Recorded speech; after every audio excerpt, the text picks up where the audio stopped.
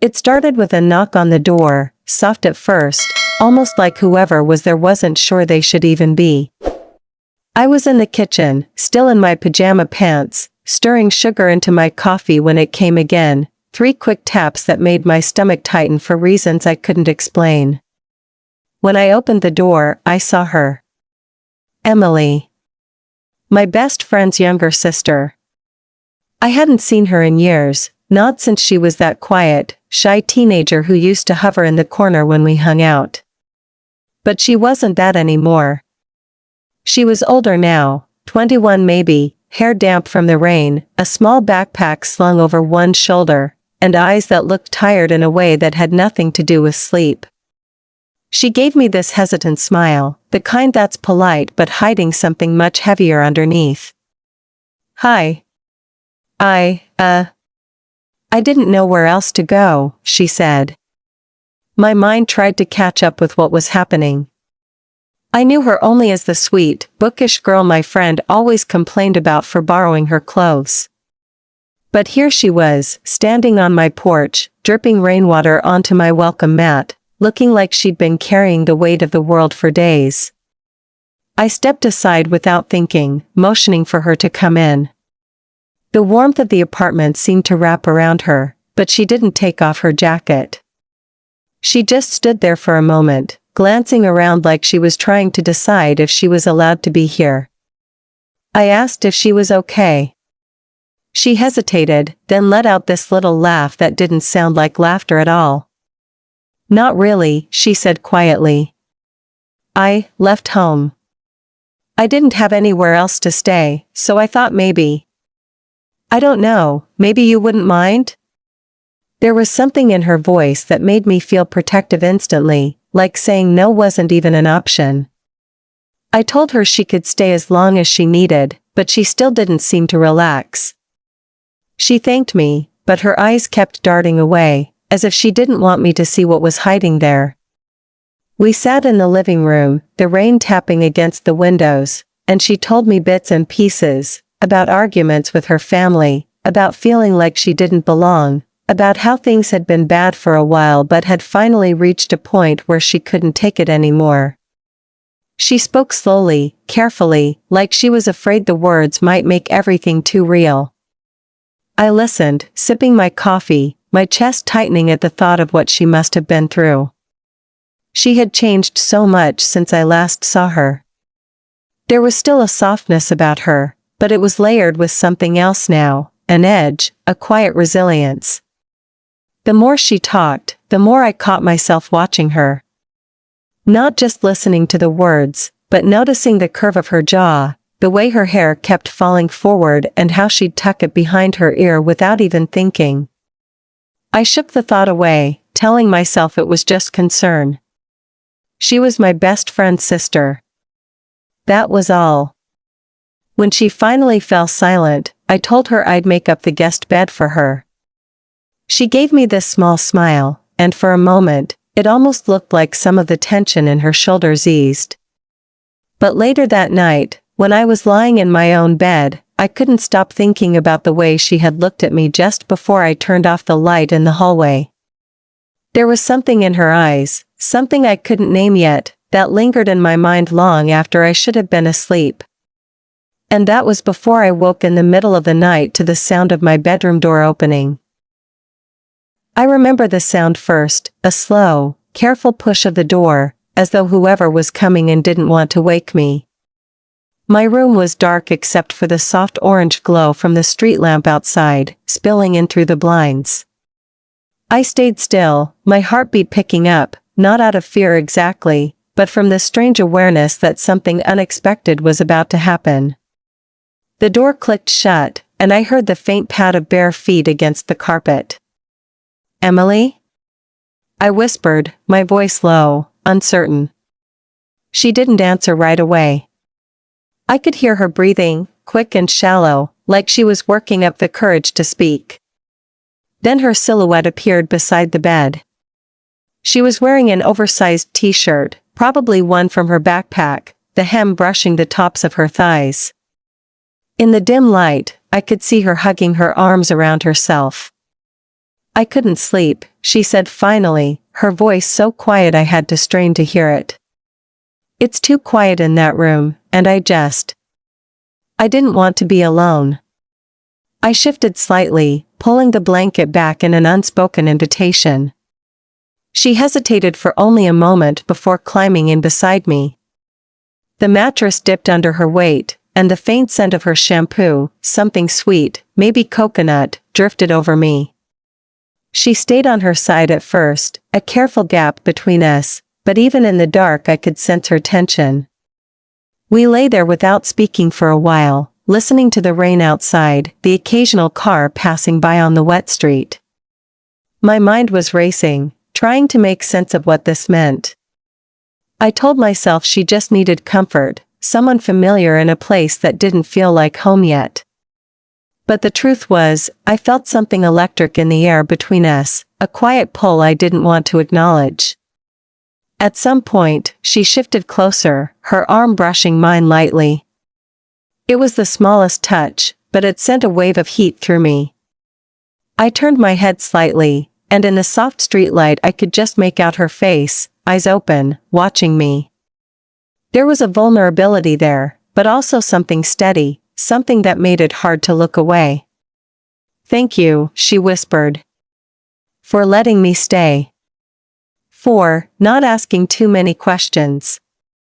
I wanted to tell her it was nothing, that she didn't need to thank me, but the words caught in my throat. Instead, I just nodded, even though I wasn't sure she could see it in the dark. She sighed, a soft, almost content sound, and then her hand found mine under the blanket. Her fingers curled loosely around mine, not holding tight, but not letting go either. It was such a simple gesture, but it felt like crossing a line I didn't even know we were standing on. My thoughts tumbled over each other, questions and warnings mixing with something warmer, something I wasn't ready to name. We didn't say anything else after that.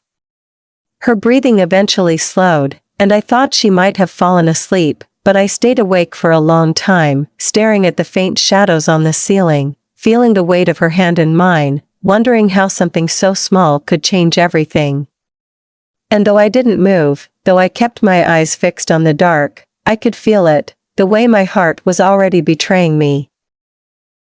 Morning came slowly, the kind of gray, heavy light that makes everything feel softer, quieter, almost as if the world is still deciding whether to wake up.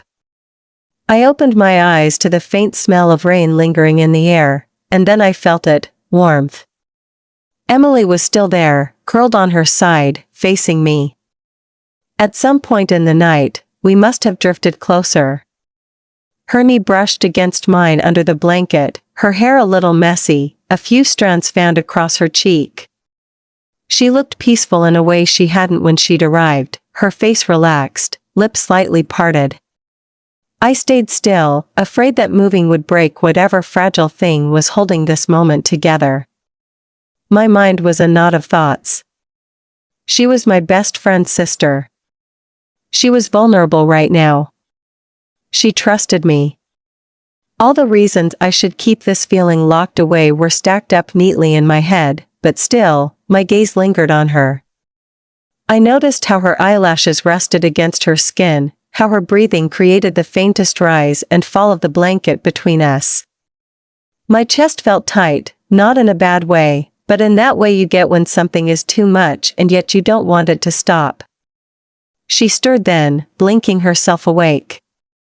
For a second, she looked confused, maybe even embarrassed, like she'd forgotten where she was. But when her eyes met mine, something shifted. Her lips curved into the smallest smile, the kind you give when words aren't enough but you want someone to know you're glad they're there. "Morning," she murmured, her voice husky from sleep. I managed a soft morning back, trying to sound casual, but I could feel the heat rising in my face. She sat up, rubbing her eyes, the hem of her t-shirt slipping a little higher, revealing the pale skin of her thigh. I looked away quickly, focusing on the clock on my nightstand, but the image was already burned into my mind. She stretched, then laughed quietly. "I guess I kind of took over your bed," she said. Sorry. I shook my head. It's fine. Really? She studied me for a moment, like she was trying to figure out if I meant it, then swung her legs over the side and stood. Do you have coffee? She asked, and it was such a normal question, so casual, that it almost erased the weight of what had happened in the night. Almost. We moved into the kitchen, and I busied myself with the coffee maker, needing the distraction. She leaned against the counter, watching me. There was something about the way she looked at me now, open, curious, that made me both nervous and drawn in. We talked about little things, the weather, how she'd barely slept before coming here, the way her phone kept buzzing with messages she wasn't ready to read. I wanted to ask about her family, about what exactly had happened to make her leave, but I didn't push. I could see she was carrying enough already. Instead, I made us breakfast, eggs, toast, nothing fancy, and we ate together in the small space between the kitchen and living room. She told me about the bus ride here, how she'd stared out the window the whole time because she didn't want to meet anyone's eyes. I listened, nodding, letting her speak at her own pace. Every so often, our eyes would meet, and there'd be this strange moment of stillness, like the air between us had thickened just enough to make it hard to breathe. After breakfast, she wandered into the living room and sat cross-legged on the couch, flipping idly through a magazine she'd found on the coffee table. I sat across from her in the armchair, sipping the last of my coffee, but my attention was on her, on the way her fingers turned each page slowly, her nails short and clean, her expression thoughtful. She looked up suddenly, catching me watching her. I started to look away, but she didn't let me. Her eyes held mine for a beat too long, and something unspoken passed between us, something neither of us was ready to name, but both of us felt. I told myself it was nothing, that it was just the quiet comfort of having someone here after so long of living alone. But deep down, I knew better. There was a shift happening, slow and subtle, and I had no idea where it would take us. All I knew was that I wasn't ready to stop it. That night felt different. The day had been quiet, easy even, with both of us finding small ways to fill the hours, her reading on the couch while I answered emails, the faint hum of the television in the background, the rain outside slowing to a mist. But under all of it, there was an awareness, a steady thread of something between us that neither of us named but both seemed to notice. By the time evening came, I could feel the weight of it more than ever. I made dinner, and she offered to help, moving around the kitchen like she'd lived here before, brushing past me in the narrow space. Every time her arm grazed mine, it sent a ripple through me. We talked while we cooked, nothing heavy, memories of silly things from when I used to hang out with her sister, the way their mom would always burn garlic bread, how she used to sneak into the living room past her bedtime just to watch whatever movie we were watching. Her laugh was soft, but it stayed with me, like the sound was stitched into the air. We ate at the small table, knees bumping under the surface more than once. I wasn't sure if it was on purpose, but I didn't move away. After dinner, we ended up back on the couch, a blanket thrown over both of us because the chill from the rain had settled in. She sat close, her legs tucked under her, the fabric of her t-shirt brushing my arm. We watched some show neither of us was really paying attention to. I could feel her shifting slightly, the subtle way her shoulder would press into mine before pulling back, only to drift closer again. It was a quiet dance, almost unconscious, but every movement made me more aware of her. At some point, she turned to me, her voice barely above the sound of the TV. "It's weird," she said. "Being here feels safe. I don't remember the last time I felt like that." I looked at her, but she didn't meet my eyes. Instead, she traced the edge of the blanket with her fingers, like she was keeping her hands busy so she wouldn't say too much. "You are safe here," I said, the words leaving my mouth before I could think too hard about them. She nodded slowly, a faint smile tugging at her lips, but there was something else in her expression, something that made my pulse quicken. She leaned back then, but not far enough to break the closeness. The warmth from her body seeped into mine, and I had to remind myself to keep breathing evenly. The night stretched on, the room lit only by the TV's flicker. Outside, the rain had stopped, leaving the world washed clean, the quiet almost too loud. She shifted again, this time leaning her head lightly against my shoulder. My chest tightened, and I froze for a moment, afraid that moving would make her pull away. But she stayed there, her hair brushing against my neck, her breathing steady. "Thank you," she whispered, though I wasn't sure if she meant for the place to stay, the dinner, or something else entirely. I wanted to ask, to press, but something in me told me to let the moment be. Instead, I just murmured, "You're welcome," and we stayed like that for a long time. Eventually, her hand emerged from under the blanket, finding mine in the shadows. Her fingers threaded through mine slowly, deliberately this time, and I felt my breath catch. There was no reason for it, no excuse we could use later to pretend it hadn't happened. This was a choice. I didn't let go. The TV kept playing in the background, but I couldn't have told you what was on. All I could feel was her hand in mine, her head on my shoulder, and the quiet certainty that something had shifted again. Whatever line we'd been skirting around was fading, and though I knew there were reasons to step back, to keep things simple, I also knew I didn't want to. Not anymore. The next morning was different, not in what we did, but in the way everything felt. The air in the apartment seemed warmer somehow, thicker, like the walls had soaked in the closeness of the night before and were holding it there between us. I woke early, earlier than I needed to, the kind of waking that happens when your mind is already running before your eyes open. I lay still for a while, listening to the faint hum of the refrigerator in the kitchen, the occasional sound of pipes shifting behind the walls. Emily's door was closed, but I knew she was awake too. There's a certain way you can feel another person's presence, even when they're not in the room. When she finally emerged, she was wearing the same oversized t-shirt from the night before, her hair pulled up into a messy knot.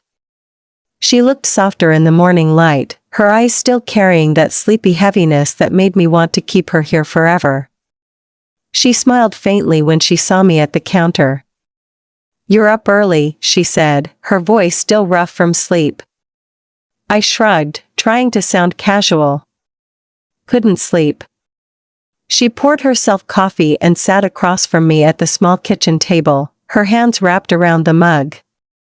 For a while, we just sat there in the quiet, sipping coffee, glancing at each other every so often but not speaking. There was something about that silence that wasn't uncomfortable, it felt like a language all its own. Eventually, she broke it. "I've been thinking. I don't want to go back." "Not yet." The way she said it was steady, but I could hear the shadow of fear in her voice, as if she was bracing herself for me to tell her it wasn't possible. I didn't. I told her she could stay as long as she needed, and I meant it.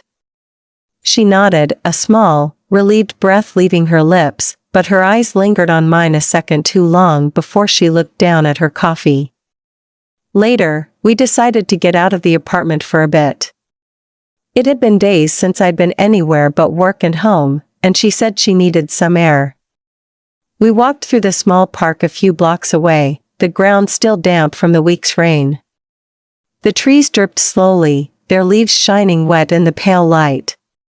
She told me more about what had happened, how she'd been arguing with her mom for weeks, how her sister had tried to stay out of it but ended up taking sides, how the house had started to feel like a place she didn't belong. I listened without interrupting, letting her words come in their own rhythm. Every so often, she'd stop and kick at a pebble or run her hand along the rough bark of a tree, as if grounding herself. We ended up on a bench near the pond, the water rippling softly in the breeze. She stared out at it for a while before speaking again. "You know, when I was younger, I thought you were different." I laughed softly, curious. "Different how?" She shrugged, her mouth twitching into a small smile. "Just, not like my sister's other friends. You never treated me like I was a kid, even when I was one." There was something in her tone that made my chest tighten, a hint of something unspoken hanging between us. I could have asked what she meant, but I didn't. Instead, I let the quiet settle again, because I didn't trust myself to handle the answer. When we got back to the apartment, it was late afternoon. The light coming through the windows was golden now, soft and slanting, making the whole place feel warmer. We both ended up in the living room again, but this time, she didn't leave space between us.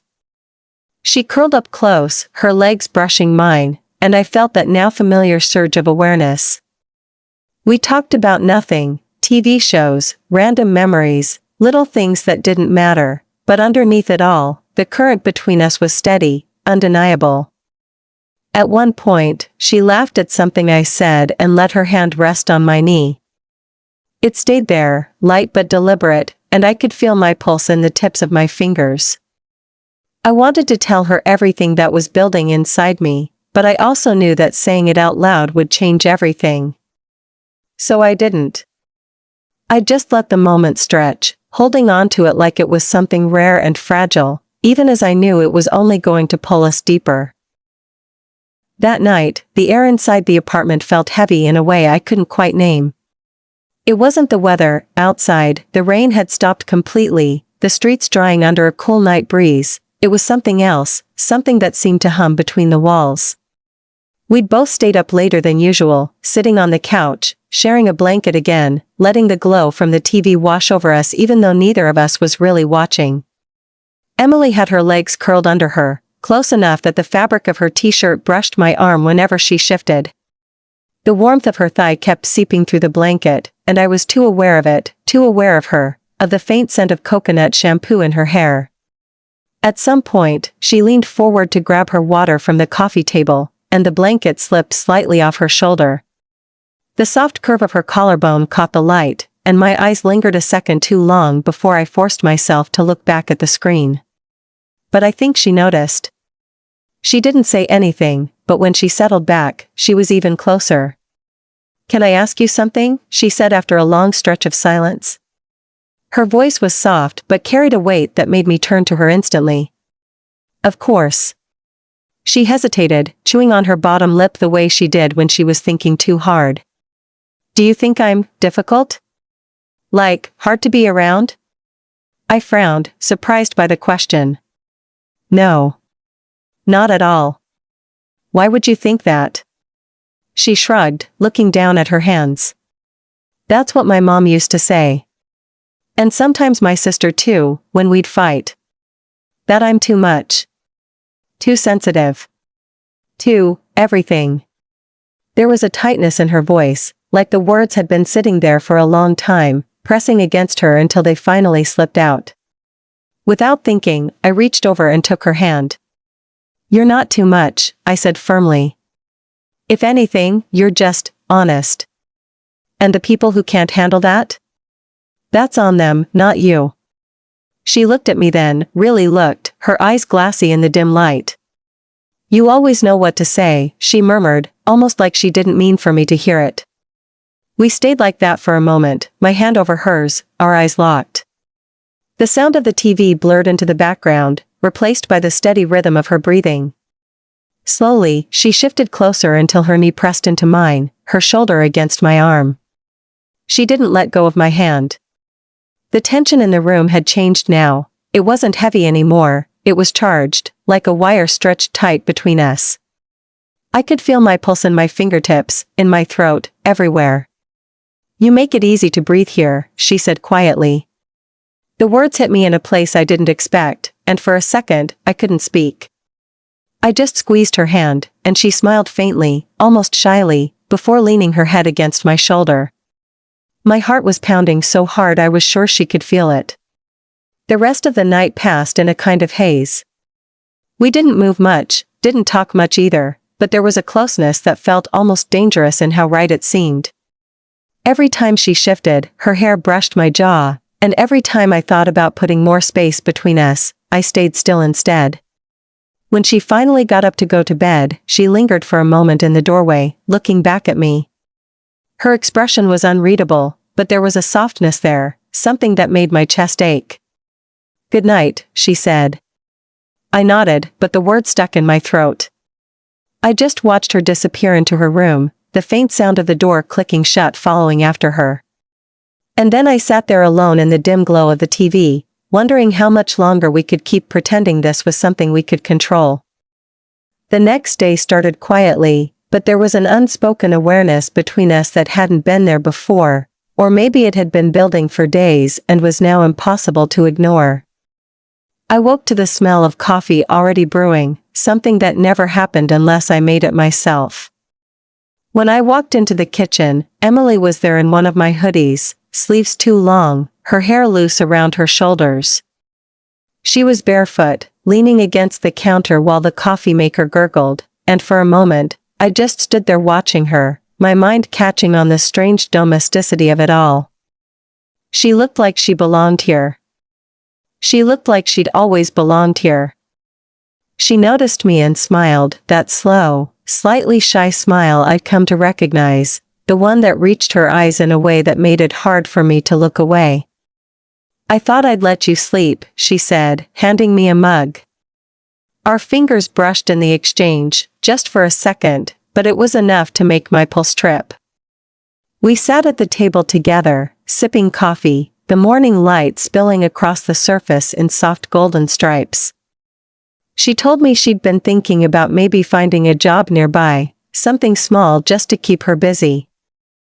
I asked her if that meant she was planning on staying longer, and she hesitated before answering. "If you don't mind," she said. The truth was, I minded in exactly the opposite way. I didn't want her to leave at all.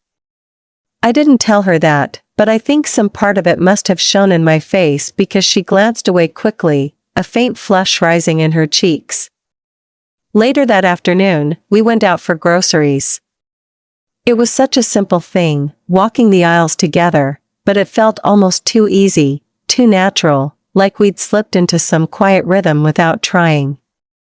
She'd reach for something on a high shelf and I'd steady the cart without thinking, or she'd make a joke about some ridiculous product and I'd laugh in a way that felt lighter than it had in weeks. On the way back, the sky had that heavy, pale look it gets before snow. She tugged her hoodie tighter and walked closer to me, her shoulder brushing mine every few steps. By the time we got home, the first flakes had started to fall, melting against the warmth of our skin when they landed. That night, after dinner, we ended up back on the couch, the snow outside thickening into a soft white curtain. The light from the street lamps blurred through it, casting the room in a muted glow. Emily was curled up beside me again, the blanket over both of us, her knee pressed lightly to my thigh. We talked about nothing and everything, movies we loved, music she'd been listening to, the places she wanted to see someday. At one point, she went quiet, staring at the snow. I asked what she was thinking, and she turned to me, her eyes searching mine. "I'm glad I came here," she said simply. Her voice was steady, but there was something behind it, something that made my chest ache. I wanted to tell her I was glad too, more than she could know, but instead I just nodded, afraid that saying more would break whatever fragile thing we were holding. She shifted then, just slightly, so she was facing me more fully. The blanket slipped a little, and I felt her hand find mine underneath it, warm and sure. There was no hesitation this time. She laced her fingers through mine and held them there, her gaze never leaving my face. My heartbeat was so loud I could hear it in my ears, but I didn't move, didn't look away. Outside, the snow kept falling, the world going quiet around us, and in that stillness, something between us settled into place. We didn't speak for the rest of the night, but we didn't need to.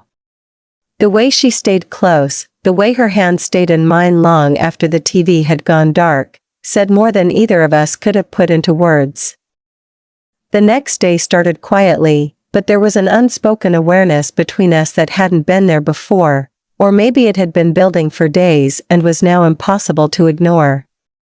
I woke to the smell of coffee already brewing, something that never happened unless I made it myself. When I walked into the kitchen, Emily was there in one of my hoodies, sleeves too long, her hair loose around her shoulders. She was barefoot, leaning against the counter while the coffee maker gurgled, and for a moment, I just stood there watching her, my mind catching on the strange domesticity of it all. She looked like she belonged here. She looked like she'd always belonged here. She noticed me and smiled, that slow, slightly shy smile I'd come to recognize, the one that reached her eyes in a way that made it hard for me to look away. "I thought I'd let you sleep," she said, handing me a mug. Our fingers brushed in the exchange, just for a second, but it was enough to make my pulse trip. We sat at the table together, sipping coffee, the morning light spilling across the surface in soft golden stripes. She told me she'd been thinking about maybe finding a job nearby, something small just to keep her busy. I asked her if that meant she was planning on staying longer, and she hesitated before answering. "If you don't mind," she said. The truth was, I minded in exactly the opposite way. I didn't want her to leave at all. I didn't tell her that, but I think some part of it must have shown in my face because she glanced away quickly, a faint flush rising in her cheeks. Later that afternoon, we went out for groceries. It was such a simple thing, walking the aisles together, but it felt almost too easy, too natural, like we'd slipped into some quiet rhythm without trying. She'd reach for something on a high shelf and I'd steady the cart without thinking, or she'd make a joke about some ridiculous product and I'd laugh in a way that felt lighter than it had in weeks. On the way back, the sky had that heavy, pale look it gets before snow. She tugged her hoodie tighter and walked closer to me, her shoulder brushing mine every few steps. By the time we got home, the first flakes had started to fall, melting against the warmth of our skin when they landed. That night, after dinner, we ended up back on the couch, the snow outside thickening into a soft white curtain. The light from the street lamps blurred through it, casting the room in a muted glow. Emily was curled up beside me again, the blanket over both of us, her knee pressed lightly to my thigh. We talked about nothing and everything, movies we loved, music she'd been listening to, the places she wanted to see someday. At one point, she went quiet, staring at the snow. I asked what she was thinking, and she turned to me, her eyes searching mine. "I'm glad I came here," she said simply. Her voice was steady, but there was something behind it, something that made my chest ache. I wanted to tell her I was glad too, more than she could know, but instead I just nodded, afraid that saying more would break whatever fragile thing we were holding. She shifted then, just slightly, so she was facing me more fully. The blanket slipped a little, and I felt her hand find mine underneath it, warm and sure. There was no hesitation this time. She laced her fingers through mine and held them there, her gaze never leaving my face. My heartbeat was so loud I could hear it in my ears, but I didn't move, didn't look away. Outside, the snow kept falling, the world going quiet around us, and in that stillness, something between us settled into place. We didn't speak for the rest of the night, but we didn't need to. The way she stayed close, the way her hand stayed in mine long after the TV had gone dark, said more than either of us could have put into words.